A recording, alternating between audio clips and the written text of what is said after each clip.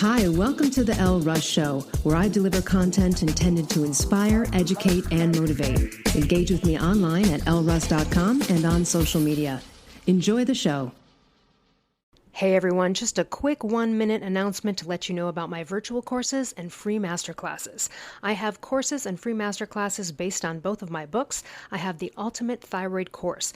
This is your answer to solving any thyroid issue, whether it be Hashimoto's, radioactive iodine, thyroidectomy after thyroid cancer, or just general hypothyroidism. Reverse T3 issues as well. It's an incredible value at 17 modules and 29 hours of content with amazing guest expert tutorials. I also offer the Ultimate Confidence Course. That is 15 modules and 14 hours with also a few guest expert tutorials. An incredible value, and I have free masterclasses on both of those topics as well. Visit elleruss.com to learn more.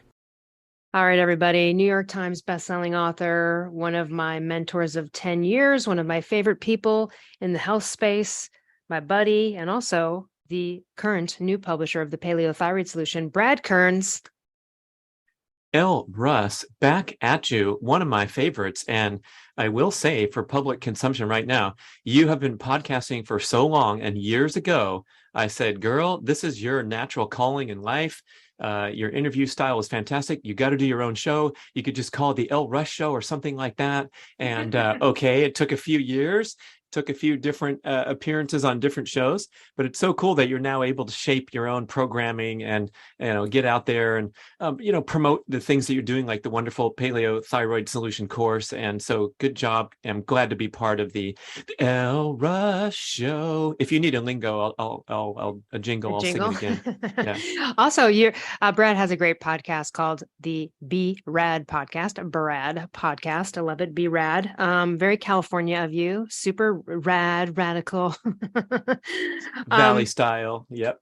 So we're going to talk about something interesting today. You know, you've been in the ancestral health space for a long time. You've co-written most of Mark Sisson's books with him, including the New York Times best-selling book, The Keto Reset Diet. And then you have Keto for Life and all sorts of other amazing books. Also, check out bradkearns.com because Brad has also some amazing products, aside from a really incredible morning routine that you can sign up for, which is incredibly low priced and well priced. You can see how Brad, at his age, looking as amazing as he does, what he does every morning to keep himself fluid and in shape and primed for his athletic endeavors. And then he also has amazing macadamia masterpiece, an incredible nut butter, and has some new protein powder out there with creatine in it. So Brad's rolling and still in the space, but we're going to talk today about some of the things you're just sort of revisiting when it comes to ancestral health. I guess I'll start off with, when we talk about ancestral health, keto, intermittent fasting, all this kind of stuff, there are lots of people who take that to the extreme. Every day of the year, they're trying to fit into this one paradigm or another, right? However, there are nuances to this, right? Because it wouldn't be very ancestral for our ancestors to constantly be in keto. They would at some point come across some berries, they'd have honey, so, and also there's also this athletic component. If you're a super athletic person, you're probably doing more than a regular ancestor roaming around. If you're lifting weights at the gym, you're doing CrossFit, and you might need more carbohydrates. So let's just I don't know where you want to start with this, but let's talk about some of the things you've sort of, looked at with side eye or revisited or rethinking. Yeah, good setup. I mean, it's been such an amazing journey to be part of this ancestral health, the growth of the ancestral health movement, and to get away from what Mark Sisson started calling flawed and dated conventional wisdom that's killing us and sending us down this disastrous path to accelerated aging with the standard American diet. So now we've seen the awakening, almost 2 decades now with the Paleolithic and the primal and the keto diet and the carnivore and all these iterations and higher levels of sophistication of getting away from just the traditional processed foods that we grew up on and have not served us very well.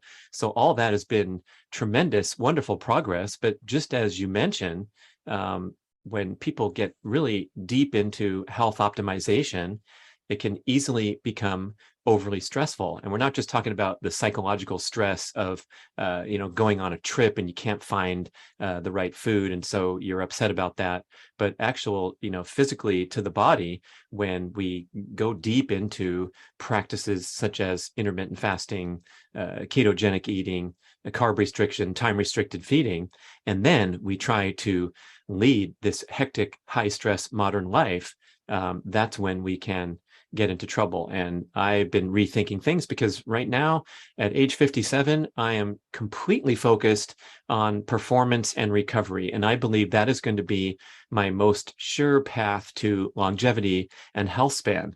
In other words, I'm thinking of this competition for who's going to live the longest, right? And it's either some six-pack dude who's running the track meet at 100 years old, like that guy, Lester Wright. He was on YouTube. He ran the 100 meters at the Penn Relays, 40,000 people cheering for him. At 100 years old, he contested a track event. So you have these aging athletes that are still going strong, or you have the guy in the robe, the monk, shuffling around the monastery and sitting on his cushion and meditating 2 hours a day and then having lentil soup at night after an 18-hour fast.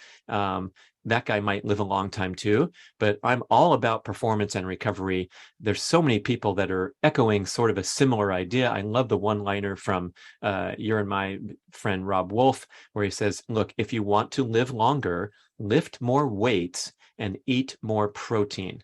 And that was a counter to this fascination with things like calorie restriction and the research from respected people that are doing great work, like Walter Longo and David Sinclair, and the people that are touting these, optimization diets where you shorten up your eating window and accrue all these benefits. But now some of this is getting unwound, and we're realizing things like Dr. Peter Attia said recently, that it appears from the research on time-restricted feeding that the sole benefit of tightening up your eating window is that you tend to consume fewer calories in the day because you're setting the clock to 12 noon to 8 p.m.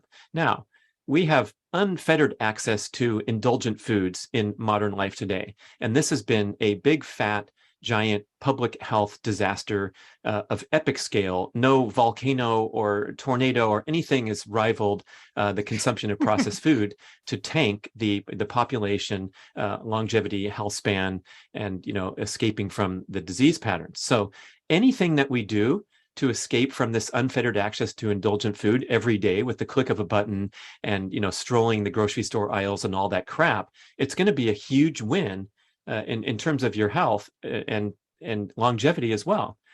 But once you kind of take that first step to clean up your diet, then we have to sit down and have a conversation about what's possible versus what's optimal. So that's where my thinking is now, is I'm always looking toward optimal rather than, for example, just blindly attaching our lifestyle decisions today to that's what our ancestors did. And there can be a lot of benefit, but we have, much more stress today. We have higher peak performance goals today than our ancestors did, by and large, although they were fit and healthy and strong. They were not training for the CrossFit Games or the Hawaii Ironman or to run the 100-mile trail run. Or they're not making records in speed golf like you are. Yeah. And you know what, Elle? I mean, here's my biggest stress factor in my life. I'm 57 years old and I'm still trying to perform and do these crazy workouts. I feel like I'm a high school track and field athlete. Sometimes I ask myself, what the heck am I doing out here? Should I really That's what be I sprinting? ask when I look at your Instagram. It's like, should I be sprinting around a track? Is this really, good for me? But it's so psychologically satisfying. And to me, the alternative of sitting back and watching the NFL on Sundays and talking with my friends about how good we used to be in sports, that's not my idea of a rich, vibrant life. So yeah, I'm still going for it, but that's a huge stress factor to be of the advanced age group and trying to perform and recover these crazy workouts. Therefore, I want to strive for maximum cellular energy status at all times. I do not want to challenge my body by restricting carbs or fasting or doing things that can be extremely helpful for many people if they're inactive and they eat too much crappy food. But we have to change the conversation depending on your current health status, your blood work, all those things. Yes. And also activity level. Again, if you're someone like you or someone who's, again, really going for athletic performance, going above and beyond most sedentary, exercise 30 minutes a day type of people, you might have a higher carb threshold. You might need more carbohydrates to,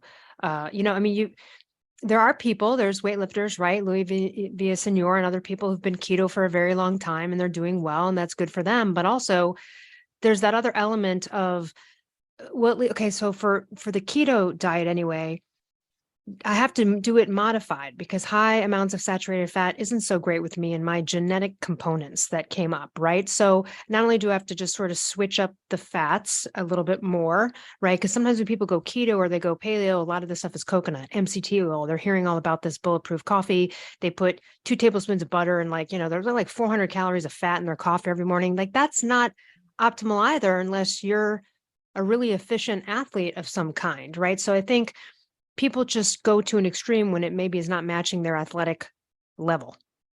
Well, here's another, that's obvious and very well said. And then we want to look even further at the average person.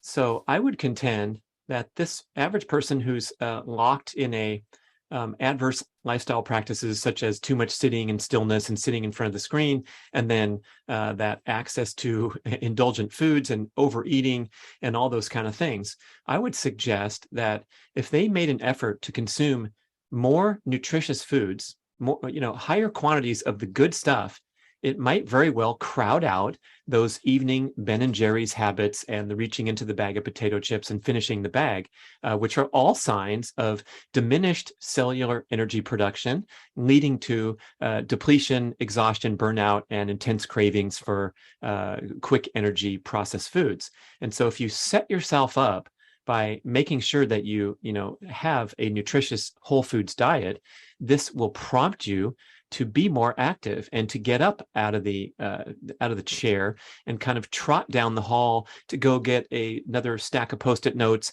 and then shuffle back to your desk at a quick pace.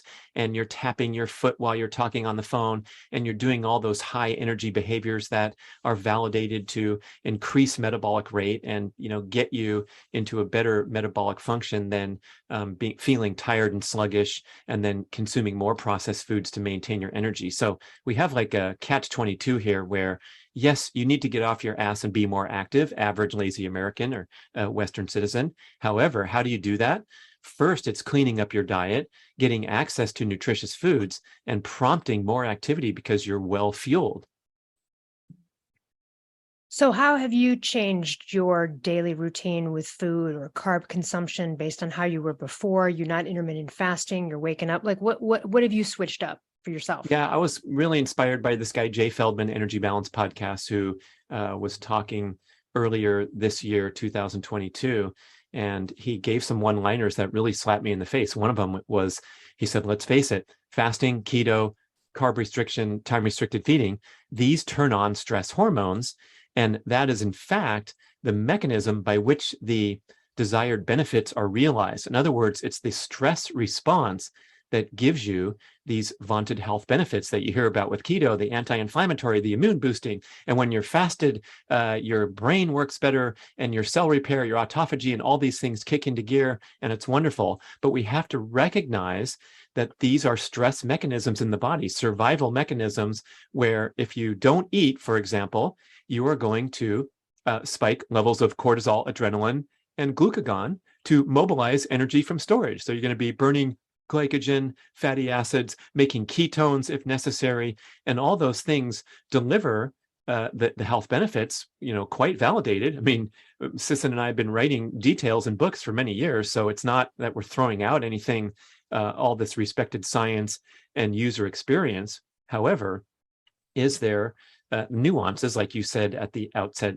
of the conversation here, where someone who wants to be fitter, more active, more energetic can look at a less stressful approach to diet optimization. So to answer your question, what I did when exposed to this new information was I made a concerted effort to start my day with a giant bowl of fruit and a huge high protein smoothie that's also high carb, high fat. I got frozen liver chunks in there. I got a couple dozen organ supplement pills from Ancestral Supplements, including my MOFO product. I have a whole bunch of frozen fruit in there. I have a base of bone broth. I put creatine in there. I put whey protein. And so I have this very high calorie, nutrient dense morning eating session.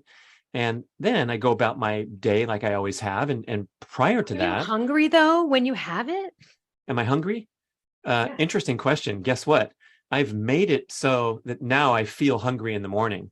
And so, you know how we always talk about in the keto space, oh, it's great. I'm never hungry anymore. And we tout that as a benefit of the ketogenic diet. And now I'm even rethinking that. Like, wait a second, something's happening where I'm turning on my hunger signals. Part of it is circadian rhythm. If you're used to eating at a certain time of day, you get hungry, the next day and the next day. That's ghrelin spiking on cue. But I also feel like my goal of turning up all the dials of my body functioning is happening, and that's what's making me hungry. And so, if you think about these dials, and this goes into your coursework and your study of the thyroid, where we know how to turn down assorted metabolic dials when we are overstressed and not properly fueled.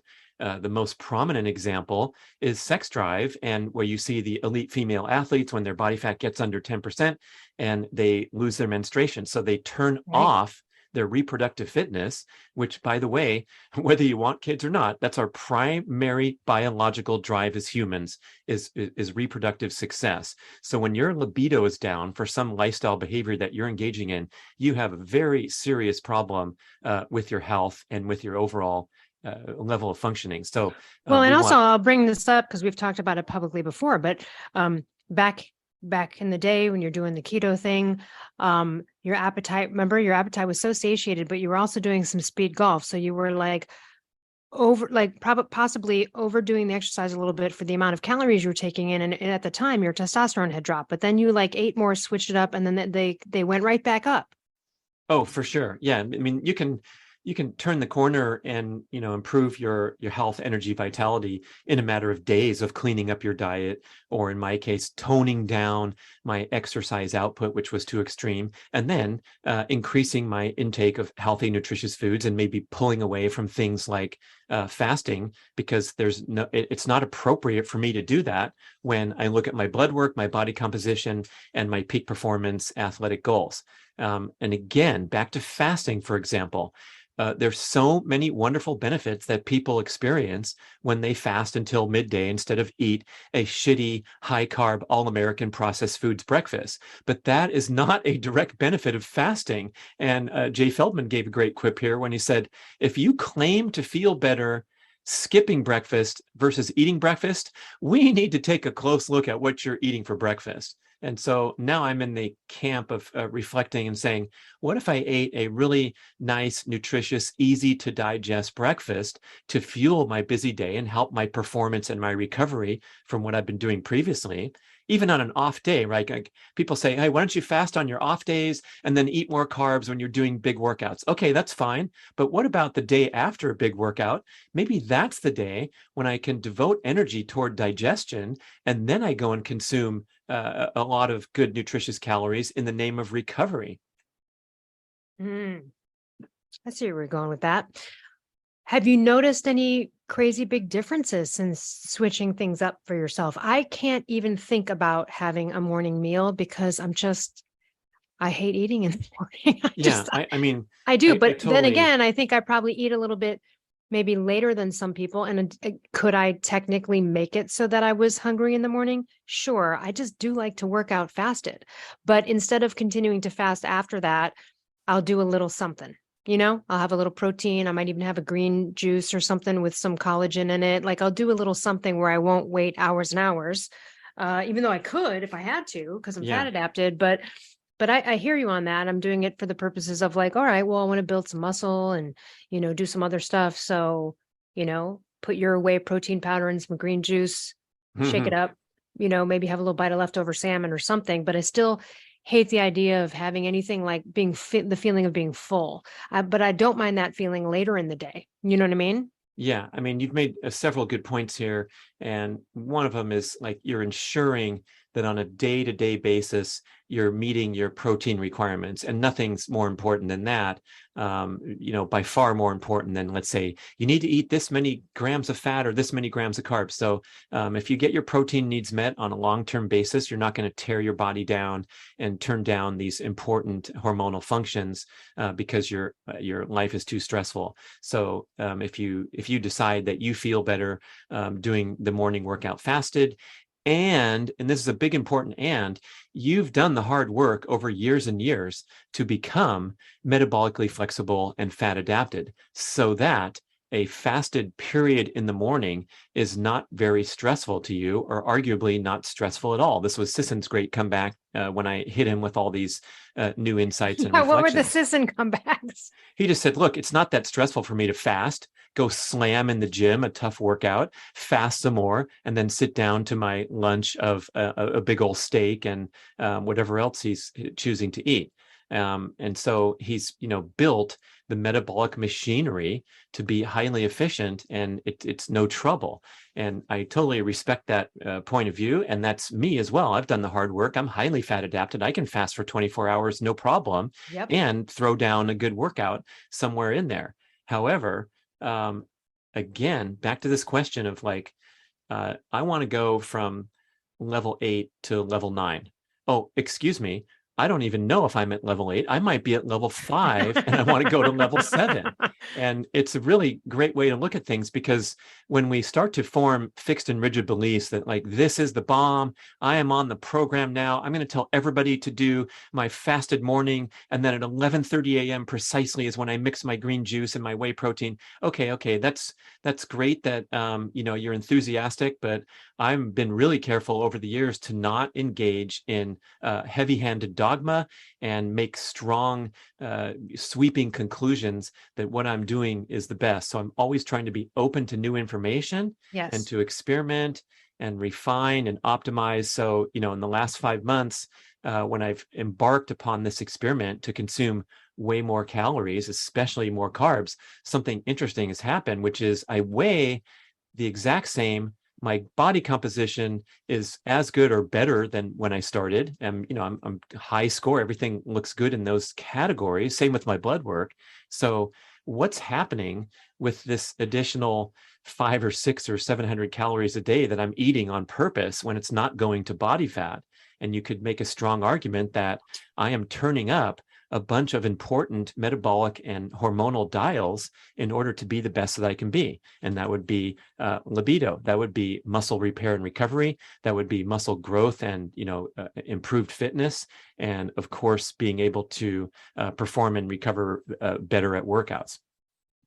And I think too, going back to sort of like the original primal blueprint, I mean, most people that I know that are doing really well, that do like just 3 meals a day, they wake up, they have eggs and bacon, midday, they have salad, then they have steak and veggies for dinner. Maybe they'll have some fruit, whipped cream. Like those are the people that do really are doing great. And that's just sort of a standard paleo paradigm. There's no need to really escape that if you don't want to. You could switch up the breakfast to add more carbs, but the 3 meal a day for me, I mean, you wrote a book called what? 2 meals a day? 2 meals a day. Yeah.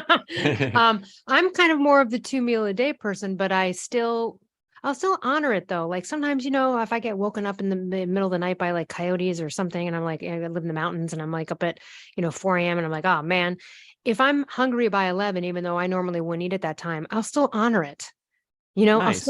Because you know what? I'm like, hey, I'm hungry now. I've been up for a long time. I'm not going to just push the time because it's not fitting with my schedule of how I like it to go. I'm freaking hungry. I'm craving something. I should eat it. I don't look at the time and go, nope, you can't eat now because you fast until 1 or whatever that thing is. So I think, again, being flexible, not dogmatic. I mean, all those like keto communities, right? Where someone would be like, I ate an apple last night and they just get ripped on or something. It's like, I remember being on a keto panel somewhere at a conference. And I was like, sometimes you just need to eat the fucking apple. Like stop being afraid of, or people measuring all their ketone levels. Now listen, if you've got a traumatic brain injury or epilepsy and there's some sort of therapeutic reason why that really is important and imperative for you to follow.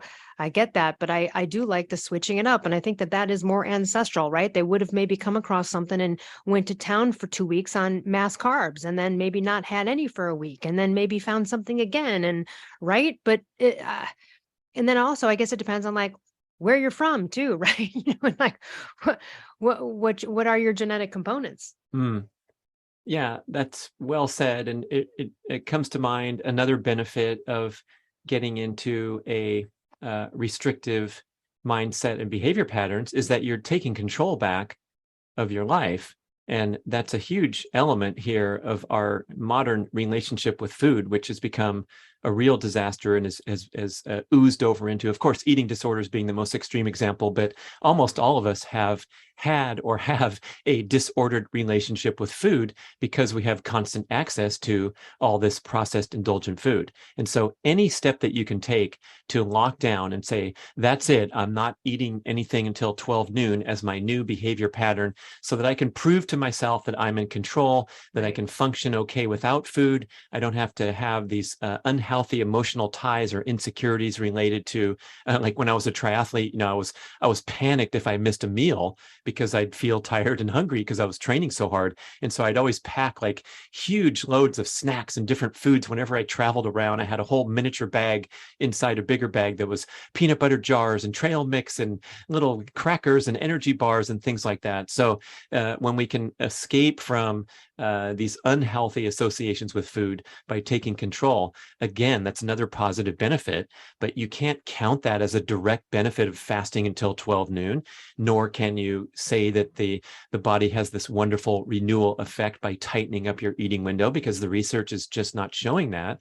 And I think what we now, as we backpedal and take a few breaths and exhale and reflect, what we realize is that humans are really freaking resilient. They can do all kinds of different things and still thrive from a dietary perspective and even from an exercise activity perspective. And so then when you want to fine tune, one of the things you want to do is enjoy the heck out of your life and not be, stressed about a diet as another source of stress. And I'm talking psychologically, but also that possibility of overdoing it. And that you've been there, how to turn down thyroid, and it entails doing crazy hot yoga sessions, long hikes, swimming a bunch of laps, and then going cardio. home. Yeah. And then, not consuming a sufficient amount of nutrient dense, easy to digest carbohydrates to help support thyroid function and hormonal function and immune function and all those things. There is some argument made by a fellow thyroid author that, you need glucose present in some decent amounts for T3 to get into the cells. This is not necessarily proven because there are lots of people that are keto who never have a thyroid problem. So I can't completely say, but there's something to it. So when people come to me and they're like, should I do keto? Should I do this?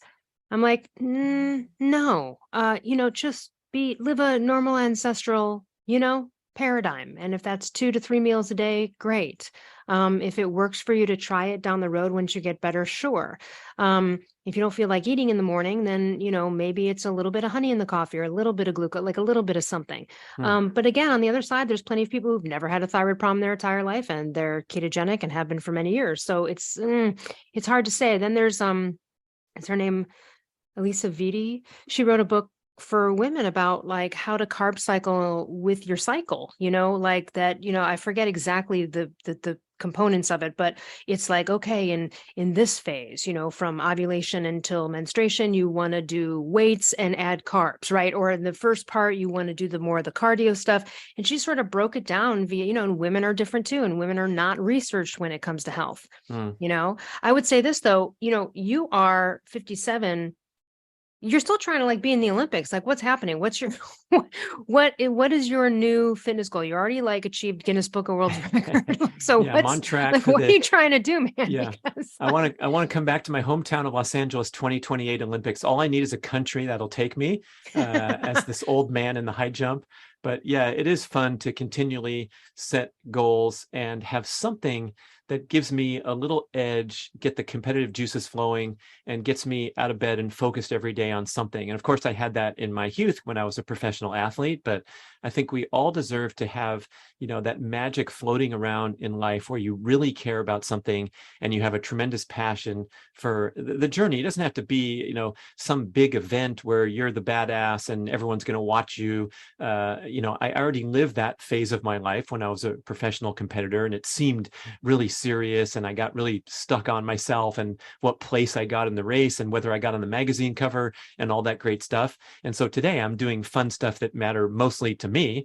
And it's just as magical as, devoting your entire career to athletic performance. And so we want to have goals that are kind of contextual for our age, our lifestyle circumstances, and help us to age gracefully and, in fact, build longevity rather than compromise it like a lot of crazy stuff we do in our youth. I would contend that my time on the triathlon circuit, traveling around the globe and racing that hard and training that hard, compromise my longevity and actually ruin my health in many ways. And so now I'm trying to pursue athletic goals that support that.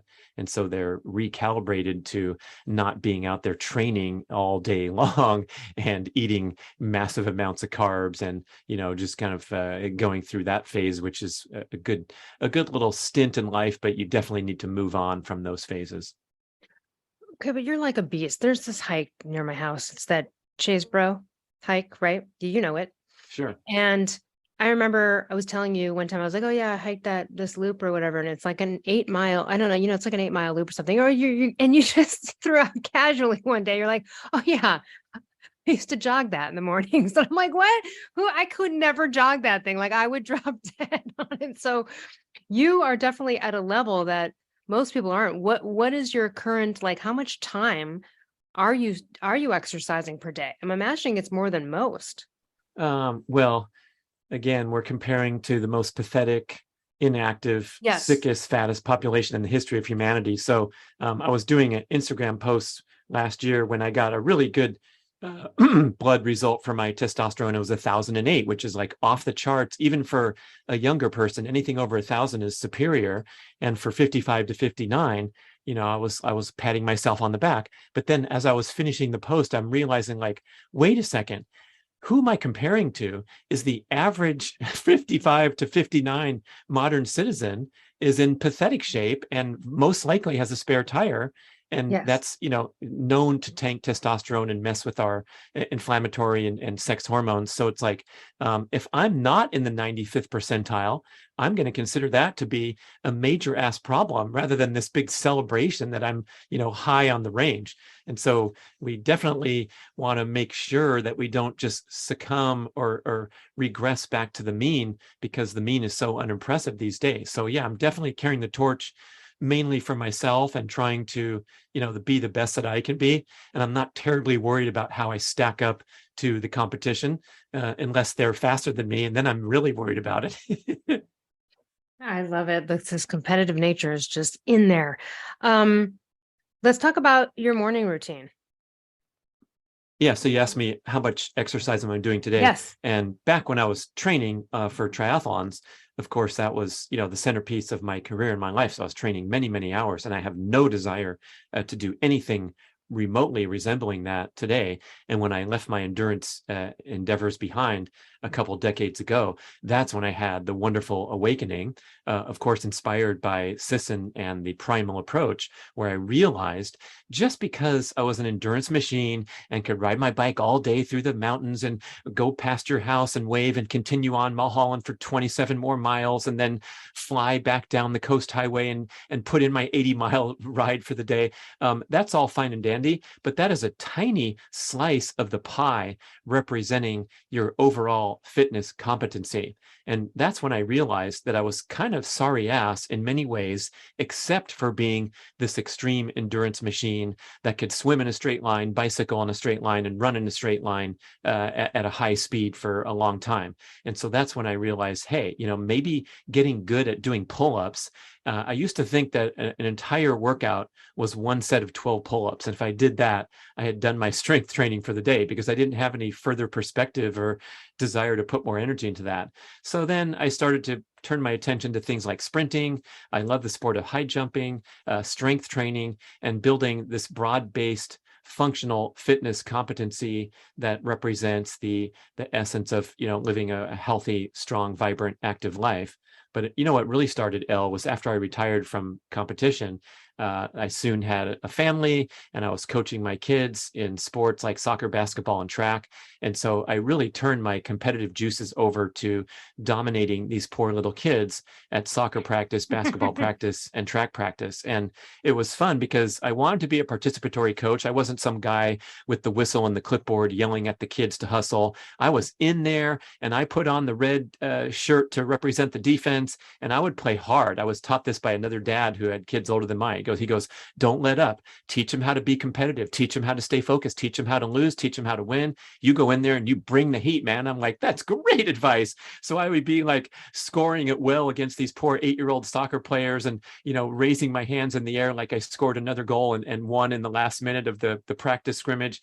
But it forced me to become an all-around athlete, because pretty soon when your kid starts to become 12 and 13 and 14 and wants to play one-on-one basketball with you, it's no joke. And I had to really up my game from being this strictly endurance machine.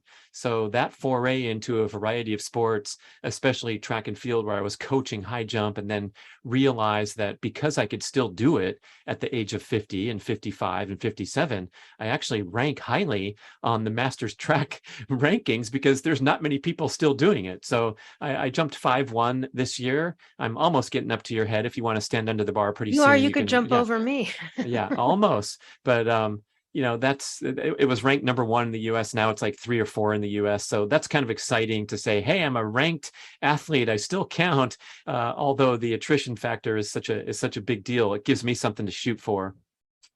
There's still a slippery slope with athletes, though. I remember I used to swim over at Pepperdine University in Malibu prior to the pandemic, and I was hanging out in the hot tub with they have a big volleyball team, like all the kids are really tall. Yeah. And I was talking to her, and I don't know how we got on the conversation, but she mentioned that her coach had told them that after practice, they need to go down to Sun Life Organics and get huge carb bowls, like bananas, yogurt, the whole thing, granolas, all the stuff. And I said, well, that's interesting. I get that you guys are young athletes, but if you kept doing that like all day long, that would be kind of a type 2 diabetes making diet. And she said, oh, that's weird. My coach has type 2 diabetes. This guy was like 45 years old. And I thought, oh my gosh, but he's probably just from that old paradigm of the super high, right? So there's a balance there. Clearly he has type 2 diabetes and doesn't know how to control it, because he's still on the carb. He's still overdoing the carbs and maybe not even working out as much. Like he probably took that athletic carb loading to his sedentary life. But I don't know. I mean, I think there's probably a limit there too, because we do see Ted, the guy from 5 Point Yoga in Malibu, other people who got, their insulin and other tests done, and they were really overdoing it. They were training a lot, but they were overdoing the carbohydrate intake. So, I mean, I guess you just really do, like Rob Wolfman, his book, and in general, you have to find your own carbohydrate threshold, your tolerance, right? I mean, if you saw something going in a different direction, you'd probably change something up too. But I don't know. Do you have any tips for how someone could find that out? I had an interesting conversation with Dr. Robert Lustig, author of Metabolical, The Hacking of the American Mind, a best-selling author and one of the leading anti-sugar crusaders in the world. He said something very powerful and very interesting. And he said, if you simply eliminate processed foods, you can't get fat, you can't get metabolic syndrome, you can't become obese. That's a pretty strong contention. When he said it, I said, are you sure, man? And he's like, absolutely. It's all from the nutrient deficient processed carbohydrates. Those are the ones that are causing the problem. And so those volleyball players or active people or whoever it is, it's going to be really difficult to get yourself into deep trouble with your fruit habit or your excessive sweet potato consumption or what have you. And it's when the granolas comes in and the other sugars. It's the gels and the energy bars and Ted McDonald doing those great athletic performances, but coming out of, some some adverse blood markers, that's the excessive amount of the energy drinks and the sugary gels and the crap that endurance athletes put in their body to fuel what is most likely an overly stressful exercise program, which can cause all kinds of similar problems and in fact lead you into carbohydrate dependency, just like eating a bunch of processed food can. So what we have to do is like clean up our diet, clean up our exercise program and or our stress levels, and then we have a fighting chance at getting healthy. And if you present, ample quantities of the most nutritious and easy to digest carbohydrates, that's going to be very difficult to get into trouble. It's sort of like when you prioritize protein in the diet and you're afraid that you're going to get fat from eating too many steaks or having too many delicious omelets for breakfast. It's a ridiculous notion. I don't think anyone can raise their hand and say, oh yeah, those times when you go to the steakhouse and you eat too many steaks and you feel bad the next day? No, but we know about never happens. Yeah, we know about eating too much Ben and Jerry's and having the whole bag of potato chips and all those things. So if we can have a responsible conversation where the real takeaways are first to clean up your act and get that processed food out of the diet, especially seed oils, like you've talked to so many experts and learned and helped spread the word that this is probably the number one biggest offender, even worse than processed carbohydrates, because as Ben Greenfield says, at least you can burn off the carbs at your next workout, but the seed oils get integrated into healthy fat cells. They inhibit your cellular energy production ability in the body. Therefore, if you can't burn fat well, you have to go looking for quick energy hits with a processed foods diet. So it's a slippery slope. And that's when we get into trouble and get type 2 diabetes coaching volleyball at age 45. And there's bad oils and everything, even like seaweed snacks and things like that. And you look at them and like there's some that are in olive oil and then the others are in different oils. Oh, it's a disaster. Yeah. Even like, paleo puff. So it's a paleo snack. Okay, I'll get it. And then you look at it and you're like, wait a minute, this is not good oils in here. So it's really in everything, these crappy oils. Can you give a brief rundown for those people that don't understand? Like, okay, so when we talk about good oils, we talk about obviously the fats from meat, saturated fat, coconut. We talk about avocado, olive oil. But let's talk about like soy, even sunflower, canola. Can you give everyone a little bit of a brief rundown on why these oils are so horrible? Oh my gosh. It's probably the most offensive agent that's ever been put into the food supply. Dr. Kate Shanahan calls this massive shift that we had starting back in the 60s or the 70s. We were told to shift away from butter and all those nasty saturated fats that give you a heart attack. Everyone went to country crock. Yeah, right. Mm-hmm. Yeah. She said it was a big, giant experiment to see how many people would die from switching over to processed foods. And she blames a lot of respected authorities like the government, like Harvard University falsifying research, and all these people that are now coming, Ansel Keys falsifying and cherry picking research. And so we were somehow convinced to switch away from the natural saturated fats over to these chemically produced refined industrial seed oils, refined high polyunsaturated industrial seed oils. A lot of people just call them vegetable oils. And so you're familiar with these in a bottle, like canola oil, corn, sunflower, safflower, soybean oil, and then all the processed foods that are made with these products, oftentimes also including processed carbohydrates. So you're taking in these calories that are very difficult to burn for energy, and therefore they get prioritized and stored as fat. And in the case of the seed oils, they resemble a healthy molecule. And so the body is confused and integrates these ingested oils into fat cells, rendering them difficult to be burned. And so they interfere with your body's ability to burn fatty acids for fuel. And therefore, when you interrupt your fat burning capabilities, that's when you get into real trouble, because you have energy level swings, you have appetite spikes, and you go reaching for outside sources of calories just to keep you awake and somewhat energetic throughout the day. And so they inhibit cellular energy production. They inhibit mitochondrial function, which I'm sure you've had experts talking about that and how a lot of people believe that's the root cause of all health and energy production. And when your mitochondria aren't working well, that's the essence of disease and demise and aging. And so this mitochondrial health concept that's now coming to the forefront of science, health science, medical science. It's about exercising. It's about you staying away from the industrial seed oils and allowing your cells to produce energy efficiently in the body. The other, go ahead. Yeah, the other big secret way that these seed oils leak into the diet is through dining out. And so, of course, the fast food restaurants, everything, the French fries and everything's cooked and processed with these seed oils involved, but also at medium type restaurants like a chain restaurant and in fine dining, they universally use these oils to prepare their sauces or to cook the meal. So even when you go, my son worked at one of the most expensive restaurants in Los Angeles, and I said, do they have that stuff in the kitchen? He goes, yep. And that's what they make their salad dressings or sauces or preparations or cooking, your stir-fried broccoli, or they're cooking your steak or your omelet with these seed oils. And it's purely to save money with a complete disregard for human health, because it would be so much better to cook with, for example, a saturated fat, which is temperature stable and doesn't have this oxidative damage that occurs, especially when you heat it up. And with the seed oils, they have oxidative damage from the processing methods, because it's really difficult to extract oil from the raw ingredient as a sunflower, safflower, soybean, or corn. And so you need to engage high temperature processing methods with chemical solvents, and then you get this crap in a bottle. It's already oxidative damage. And then when you heat it up, it's worse. Dr. Kate Shanahan cites research showing that ingesting these seed oils is, quote, literally no different than consuming radiation in a bottle, because of the instant damage to healthy cellular function that it inflicts as soon as you ingest these seed oils.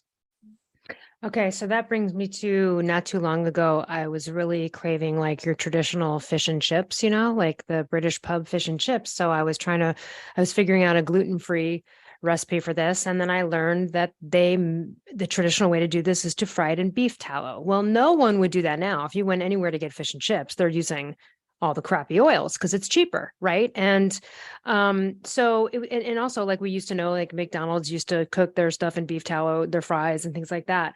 And it was just interesting because I was like, yeah, no one nowadays too would ever serve a fish dish like that cooked in beef tallow, because people are expecting fish, and then there's the people that are vegan or they eat fish but they don't eat meat. And first of all, it tasted so much better. It tasted super traditional when I cooked it in the beef tallow. It was amazing.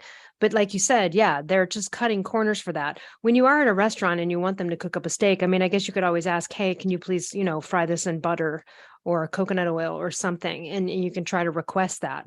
But yeah, most of the time you're going to get these shitty oils. And yeah, so now, thankfully, to like Epic Provisions and other places, you can get beef tallow everywhere. But here's the thing, it's expensive, right? So I can imagine why restaurants wouldn't even do that. But again, you're getting the crap.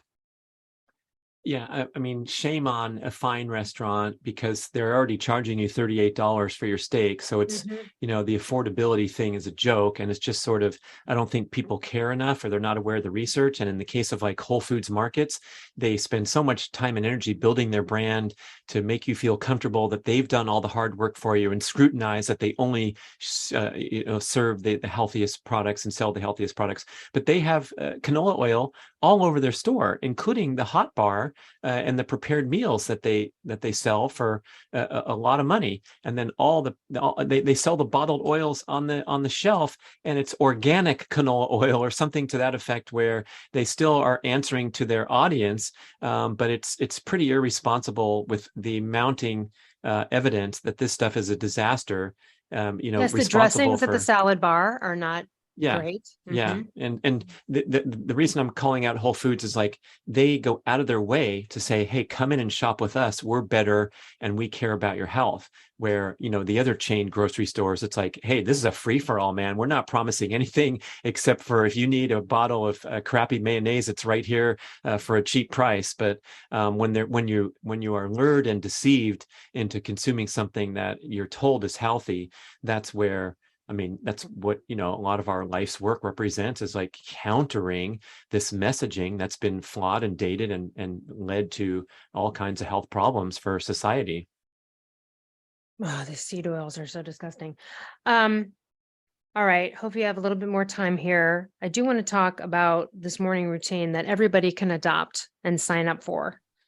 Tell us about Oh, that. thank you. Yeah, and you asked me how much am I working out these days. So instead of those hours and hours of training, my focus now is on brief explosive activity, which is, strongly associated with anti-aging and happens to align with my peak performance goals, because I'm really fond of sprinting and high jumping. So these are things that take, a few seconds or maybe 1 minute to run around the track. If I'm lucky, I'm trying to get under 1 minute for 400 meters, but that's quite a contrast to the races that I did that lasted 2 hours, 5 hours, or 8 hours, right, when I was a triathlete. So what's great is that it's not extraordinarily time consuming to get super fit. And this is what we've been talking about in the Primal Blueprint for many years, that it's not this arduous slog where you have to carve out hours of every day to join the super fit person club. And the centerpiece of my fitness experience today is this morning exercise routine. But I kind of put that in a separate category to my workout regimen. So I'll talk about that in a sec. But my workout regimen will, fluctuate from, very little outside the morning routine to a sprint workout, once or twice a week, where I'm going and working really hard at the track. But with warm up and drills and preparation and cool down, these workouts are not long lasting. And that's super important takeaway for everyone listening, is that, look, if you're out there working hard for over an hour, you start to get into this trouble situation where the circulating stress hormones that are used to, perform and fuel a great workout, they're in the bloodstream for too long. And you start to get into this catabolic state and breakdown state where recovery time is extended because your workout lasted too long and was too strenuous. And I have so many fond compliments for the CrossFit movement and the great varied workouts that they offer and the sense of camaraderie and community. But in a lot of cases, when I've participated, I'm wishing the workout was over halfway through because it was so freaking hard, and they're asking me to execute precise form, going through these complex athletic movements like doing an Olympic lift or something, and I'm getting tired. And so in general, for the average person out there, if you start to feel a sense of fatigue accumulating during the workout, or you start to sense your form becoming compromised, or you start to see that you're going slower if you're doing something like a timed interval, that's plenty. It's time to go home. You don't have to suffer and struggle through these prolonged workouts to get fit. So I'm mainly doing workouts that, the meat of it lasts for 30 minutes or less, and going my merry way after that. Now, one great change that I made about 5.5 years ago was I realized that my sprint workouts are pretty tough, and I wasn't really approximating the challenge of the sprint workout on other days of the week. So I just show up at the track, I'd slam it, and then the next 2 or 3 days, my calves would be tight and my hamstring would hurt. And, it was really tough for me to recover. And so I thought, I need to do something every day that a little bit approximates the challenge of what my muscles are going to go through when I'm running on the track. So I need to work on hamstring mobility and balance and whatnot, so that it's not such a trauma when I get out there and up the engine.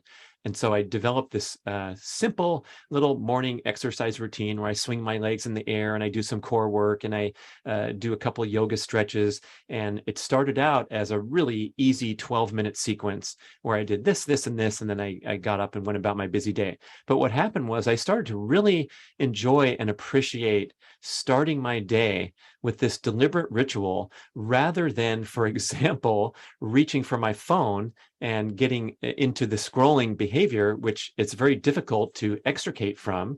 The behavior psychologists contend that once you get into that reactive brain mode, it's hard to shift gears and go back to your gratitude journal and your meditation and your sipping coffee and looking out the window and being glad to be alive, because you are locked into the dopamine triggering instant gratification behaviors. So I thought, if instead of reaching for that phone first thing, which a recent survey by Adweek suggests that 84% of Americans do just that, they reach for their phone as their first act upon awakening. I want to instead hit the deck and start moving my legs through the sequence. And what happened over time was it became so rewarding and a great way to energize my body. Naturally, I'd do it outside, rain or shine or snow. Even if it was cold, I'd put the mat down. And yeah, maybe it's cold, but I warm up really quickly as I proceed through the sequence. So what happened over time is I would carefully add a new exercise to the template. But the template was the exact same thing every day. So I didn't have to think or use creative energy or decide, what am I going to do today? Maybe I should go up to the top of the hill and do a climb. No, it was the same exact sequence of 20 leg scissors to the right, 20 to the left, 40 forward, 40 backward. Then I do mountain climber. Then I do the scissors and so on, going through the pattern. And so the template got a little bit more ambitious, very gracefully and naturally over time, to the point where today my morning exercise routine takes 40 minutes to complete. And it's pretty badass. If you tried to follow along, I had one of my very fit friends follow along, and he went halfway and he says, dude, I'm cooked. I'm like, wait, this is hard? Because it's not that hard for me, Elle, because I do it every single freaking day. However, it is a pretty ambitious set of exercises, to the extent that almost anybody would call it an actual workout. Whereas for me, I don't even call it a workout. It's just like my morning coffee. I go downstairs, right. I open the door, I throw the mat down, and I start. And so to put it into this category of habit, where it transcends all these weird, flimsy motivators and distractions like your phone, or like, the willpower and the discipline that you need to feel like it on a certain day. Otherwise, you're not going to do it. All that stuff, I don't even think about it. I don't even ask myself, do I feel like doing it today? Because it's not a conversation. It's like brushing your teeth. You don't have to ask yourself, oh, I'm not motivated to brush my teeth tonight because it's way past my bedtime. I just want to crash. None of us do that. We've locked certain behaviors into habit, a lot of bad ones, like scrolling for the phone absentmindedly as soon as we wake up. And so what's happened over this 5.5 years, because I haven't missed a single day, I take great pride in keeping this streak alive and framing my day. And I believe that it's made me a more disciplined, focused, and resilient human against all forms of stress and distraction and demotivation in other areas of life, because I've proven to myself that I can do this no matter what without even thinking about it. So I've mentioned a bunch of different benefits. Of course, the physical benefits are there, where now my legs do better when it is time to go sprint, because I put them through the paces every single day. And it's also a great natural energizer, better than a cup of coffee, because I'm getting sun exposure, I'm setting my hormones, and I'm breathing and I'm stretching my body. And so when I finish that, it's a perfect time to transition into a formal workout. So then I'll head to the track. But again, that's only once or twice a week. Or other days, I'll just go for a very short jog, like a mile or 2 miles, just to keep my legs moving. Or I'll go for a quick bike ride or whatever.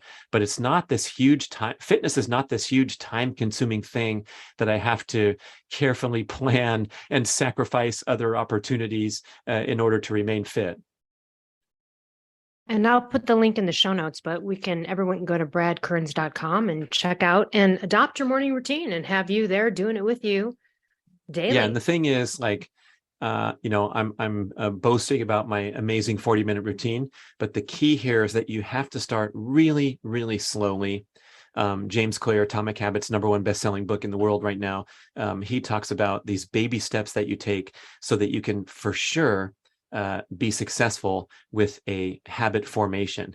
And so I strongly recommend devoting 5 minutes at the outset to a morning movement routine. And that might be leashing up the bloody dog and walking around 1 block and then coming back, because you owe that to the dog at least. But for yourself, something that's super simple and doable, that you always have time for, that feels like no strain or stress. And once you start locking into that pattern, that's when you can ask yourself, maybe I'll take a second lap and do a 10-minute walk and make this my new route because I really enjoy it. But we don't want to get intimidated and overwhelmed by listening to Brad blabbing on the show and thinking, okay, that's it. I'm going to start a 40-minute morning routine tomorrow every day. That didn't work for me. I started at 12 minutes, remember, and it was super easy. And then I started to up the ante a little bit to where now, I finish off with these 4 big exercises that are quite challenging, like doing dumbbell raises and things that get me really breathing hard, the mini band work and ab rollers and things like that. But by that time in the sequence, again, everything's automatic where I'm not judging it as hard or easy. I'm not necessarily congratulating myself and high-fiving that I finished another day, on the planet, but I have a nice, natural sense of satisfaction that I'm setting myself up. And hopefully this will carry over into areas like being more focused when I'm at the computer instead of keeping my email inbox and distracting myself. And I can't give myself an A+ in those other categories yet, but I will give myself an A+ on the morning routine, and then stay tuned for the rest of the day to where I can be a complete badass in every way. We'll see. Well, and I mean, even I'm always active, but there's moments where, like I'm busy doing a project and maybe I really only get out for that walk or the quick sprint, but I don't lift weights, and then it's a while, and then I pick back the weights up again. And the first day, I can do with like the ankle weights, maybe 10, butt things, but the next day it's 11, then the next day it's 13. It's very quick that you can build it up. You just got to start small. And then I also have learned from experience that when I get back into weights after falling off a little bit, I don't go hard because I know I'm going to be sore and a mess for 2 days. So I start light and I build up, and then I don't suffer. I mean, it doesn't take long, I've noticed, right? Like sit-ups, things like that. You may only be able to do 10 the first couple of days. Then you'll be able to do 15. Next thing you know, you're at 30. And it really doesn't take long as you're consistent. But I do think people want to try to go all out. So yeah, ease into Brad's morning routine. Do what you can to start and then keep going. Maybe you only finish the first 10 minutes the first 3 days, and then you go up to 15 minutes on it, or, exactly. So it's, I think, again, people get over enthusiastic, but I have gotten myself into a massage table many times by jumping back into something and going too hard, right? And then you're miserable for 3 days, which is not bad to have a little bit of soreness, but sometimes you can really jack yourself up. I've been there. Oh, yes. I'm trying so hard to avoid recurring muscle soreness, and I'm not doing a great job at it yet. It's a high risk, especially in my age group, but it's a sign that you overdid it. And it really is a regression in your progress, because now your body has to devote resources to muscle repair rather than the protein synthesis to get stronger, more resilient, or bigger if desired, but just stronger muscles, more toned. That's what most people are looking for from fitness, and repair doesn't need to enter the equation. So it's kind of a misnomer that like, oh, you should feel sore if you did a good workout. No, not really. You should build carefully so that you rarely get sore. Before we go, tell us quickly about your new protein powder with creatine, which is unique, and I'm really excited about it. Oh, thank you, Elle. You got a sneak preview. I showed you on camera there, but I know. Well, by the time this comes out, by the time this episode comes out, I think it'll be available for everybody. Yeah, it's called the B.rad grass-fed whey protein isolate super fuel with creatine booster. So it's what I've been doing myself every day for many years, is getting these important agents into my body first thing in the morning, and even other times after workouts or in the evening after a busy day. But this goal of prioritizing protein intake, especially for people that think they're not in that category. I'm not a bodybuilder. I'm just a girl who likes to go to the gym and climb the stairs and do yoga. We all have to prioritize protein and make sure that we meet our daily protein needs. And so, do you need a supplement when you can eat a healthy diet of fish and pastured eggs and grass-fed beef? Of course not. You can get all your needs met through exceptional dietary habits. But for most of us, we're busy. We might not have that appetite like you described. And so I feel like a protein supplementation is a great strategy for just about anybody who wants to maintain that functional muscle strength throughout life, which is the number one factor for longevity. So tell us, for people that don't know, what's creatine, why add it to it, and what are the benefits? Yeah, so creatine is the single most scientifically validated performance supplement ever known to mankind. It's Wow. been used for decades, especially by the bodybuilders, and people are familiar with like the creatine loading, where they're taking huge quantities and they get all bloated, and people are afraid, like they're telling the high school athlete, don't take creatine because you could get in trouble. And this is kind of a extrapolation of people who essentially abuse the supplement. But the research is clear that creatine helps muscles perform better and recover faster and improve hydration status and improve explosive output. And it's undisputed. There are hundreds, if not thousands, of studies showing how effective creatine is. And you can get it in high concentration in red meat. So if you're eating like 2 pounds of red meat per day, like Dr. Sean Baker, leader of the carnivore movement, who does just that, he probably doesn't need to go looking for a creatine supplement. But for most of us, it can make a big difference in that muscle performance and recovery. It's not going to get you huge or any of those things that you hear on the street. And so even someone who's doing their yoga and their swimming and their weekend hikes, especially older athletes who are still trying to remain fit and active, creatine and whey protein can be two really important things to boost in the diet, especially as we get older, because we get less efficient with protein synthesis when we get older. And when it comes to creatine, the emerging research now is showing that it has amazing neuroprotective properties for the brain. And the brain neurons are very sensitive to aging, to consuming poor fuel sources like processed carbohydrates. And, they're the most sensitive. So we need to take care of our brain neurons and give it the nutrition and fuel that they need to protect against age-related decline, especially if you're trying to, perform physical exercise and keep healthy and fit and active. So I'm excited to bring this product to the market. We've looked all over for the very best sources. And you probably know from the supplement world that there's not a lot of regulation. The trust factor is super important. We look at cheap products that we can find at the big box store at different price points. And, if you're budget shopping when it comes to something like a supplement, that's a big problem because, again, a supplement is a concentrated dose of whatever you're getting. So you better be darn sure that it's clean and reputable. And so I just searched around. It took me a year to find the very, very best source. So everything in this product is sourced from small family farms in Wisconsin. It's like made in the USA, super legit, Cheeseheads. super Yay. fresh. Yeah. So I'm on it and I can't wait to share it with everybody. I love it. And of course, you've got the podcast. And also, I do want to mention your macadamia masterpiece because that is delicious. It fuels Elle Russ for all her marathon podcasts and online courses. Yeah. Yeah, it's a great gift for people too, because it's a very unique nut butter, I think. Thanks. I'm glad you like it. Yeah, it's great to connect. I hope people got some interesting things out of our discussion, but especially being willing to experiment and be open-minded about your diet and how you might further optimize it could be a great experience. I love it. Thank you so much for all the contributions that you've made to the health world, to other people's health. I know you get probably just testimonials all the time, like, thank you for changing my life. And also just for being an inspiration of what aging can be and how you don't have to be a disaster. I remember a friend of mine was out from the Midwest and we were in California. He's like, wow, like a lot of the older people here look like really good.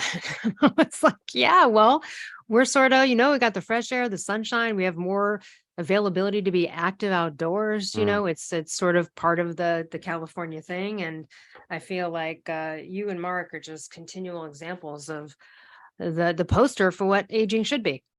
Well, I appreciate that, Elle. It's so it's come nice back on when to you're fight. 70 and we'll talk about Heck yeah, for sure. Let's see where that testosterone is then. Yeah, for real. Thanks so much, Brad. We'll put everything to connect with Brad and also his morning routine in the show notes. Go to bradkearns.com, follow him on social media and check out his podcast. He's obviously, as you can hear, if this is the first time you're hearing Brad, he's amazing and his guests are amazing. And the in-depth discussions they have about health are just as amazing as he was today. So thanks again, Brad. Thank you, Elle, so much. All right, everyone. We'll see you next week. Hey listeners, over the years, a ton of companies have approached me to collaborate, but I will only promote companies whose products I believe in and that I actually use and consume on a regular basis. So let me tell you about some of my favorite companies that I can offer you discounts for. Rep Provisions, an amazing company doing incredible things for our planet, topsoil, and animals with regenerative agriculture. And it's my #1 source for quality pasture-raised meat and chicken. Visit repprovisions.com and use code L15 for 15% off. I'm also obsessed with a company called Carnivore Crisps. They make a lean, all-natural, and delicious alternative to conventional snacking, made with just real meat and real salt. Totally addictive, and my favorite ones are the beef brisket and the ribeye. Visit carnivorecrisps.com and use code PALEO10 for 10% off. I also love and regularly use Paleo Valley products. They make amazing supplements and delicious paleo products. I use the superfood greens powder, grass-fed beef sticks, the organ complex, and their bone broth bars. I love the lemon and apple. I also use their essential C complex and more. Visit paleovalley.com/promos/Elle Russ for 15% off. I also love Primal Kitchen. They make delicious paleo-approved, gluten-free, grain-free, soy-free, and no refined sugar products. And I use them daily, from their collagen powders and sauces and marinades to their avocado and olive oil. So good, so healthy. Visit primalkitchen.com and use code L10 for 10% off. I also love paleo powder and use it almost on everything I cook. They make incredible seasoning blends, and they also have these incredible grain-free coatings that feel just like crispy breadings that you would have had prior to knowing that there's another way. So visit paleopowder.com and use code L15 for 15% off.